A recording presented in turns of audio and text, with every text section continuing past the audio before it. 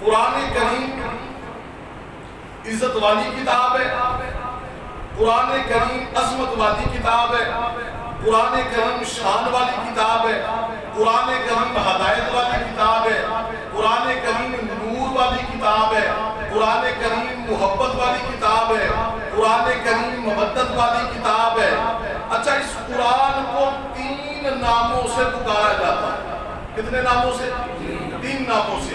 ایک کہا جاتا ہے کہ یہ قرآن ہے، قرآن بھی اس کا نام ہے، کتاب بھی اس کا نام ہے، اور کلام اللہ بھی اس کا نام ہے۔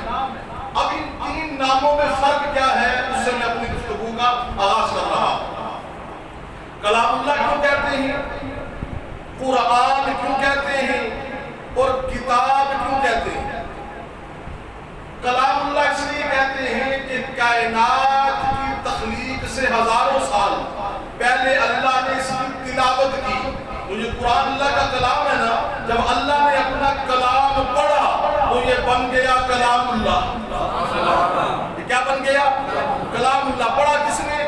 اللہ نے۔ اللہ نے پڑھا تو بن گیا کلام اللہ۔ اور جب اللہ نے جبرائیل امین کے ذریعے یہ کلام اپنے نبی کے سینے پر نازل کیا، قرآن ہے، سرزمین مدینہ ہے، آپ اور میرے نبی کا سینہ ہے، اللہ نے اپنے نبی کے سینے پہ نازل کیا۔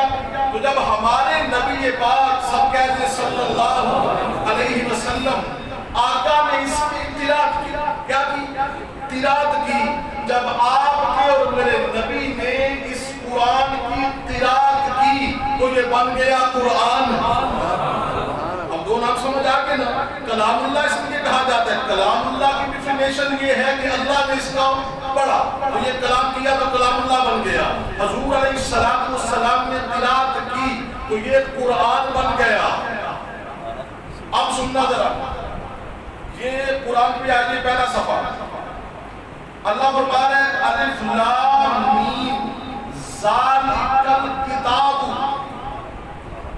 حالانکہ اصول یہ ہے، کہنا چاہیے تھا ذالک الکلام لا ریب فیہ، کہ میرے کلام میں شک کوئی نہیں۔ اصول یہ ہے نا، کہنا تو یہ چاہیے تھا کہ ذالک الکلام لا ریب فیہ، میرے کلام میں کوئی شک نہیں ہے، مگر عرش والے رب نے یہ نہیں کہا، یہ نہیں فرمایا۔ اچھا، اصولاً کہنا چاہیے تھا کہ ذالک القرآن لا ریب فیہ، اس قرآن میں شک نہیں ہے، تو اللہ نے قرآن بھی نہیں فرمایا۔ اب نہ کلام کہا نہ قرآن کہا، اللہ نے کیا فرمایا؟ ذالک الکتاب، ذالک الکتاب۔ اب یہاں پر بڑی محبت والی بات کرنے لگا، اللہ نے اس کا کلام کیا تو بن گیا کلام اللہ، یہ ہے اللہ کا کلام۔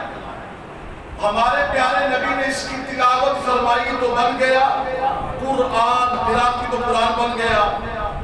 اب حضور خود لکھتے نہیں تھے، آپ کی اور میرے نبی خود لکھتے نہیں تھے۔ جب صحابہ نے، توجہ سارا توجہ کرے، جب صحابہ نے حضور سے سن کر لکھا تو صحابہ کا لکھا ہوا بن گیا کتاب۔ صحابہ کا لکھا ہوا کیا بن گیا؟ کتاب۔ تو اللہ نے فرمایا ذالک الکتاب لا ریب فیہ، کہ جو ابو بکر، عمر، عثمان، علی، طلحہ، زبیر، جو حضرت امیر معاویہ اور جمیع صحابہ نے لکھا ہے، اللہ نے فرمایا میرے بیچنے پہ شک کوئی نہیں ہے، میرے محبوب نبی کے پڑھنے پہ شک کوئی نہیں ہے۔ جو میرے نبی کے صحابہ نے لکھا ہے نا، نہ لکھنے والوں میں شک ہے، نہ جو لکھا ہے اس میں شک ہے۔ اے تسی پڑھتے ہو کتابت، آئے ہائے لیکن جب ذوق بھی تو لبدا نہ گزارو، میں خرید کے لے آیا تھا تو آڑے میں بڑھتا ذوق، پھر میں ذوق کی گل کرتا ہوں۔ توجہ، ایک کتابت کا معنی ہوتا ہے لکھنا، بھائی کوئی لکھے گا تو کتاب بنے گی۔ اب حضور نے خود نہیں لکھا، صحابہ سے لکھوایا۔ کس سے لکھوایا؟ صحابہ سے لکھوایا۔ میں نے کہا یا اللہ، تو نے پھر صحابہ کے لکھے ہوئے پر مور لگائی کہ ذالک الکتاب، یہ جو کتاب ہے نا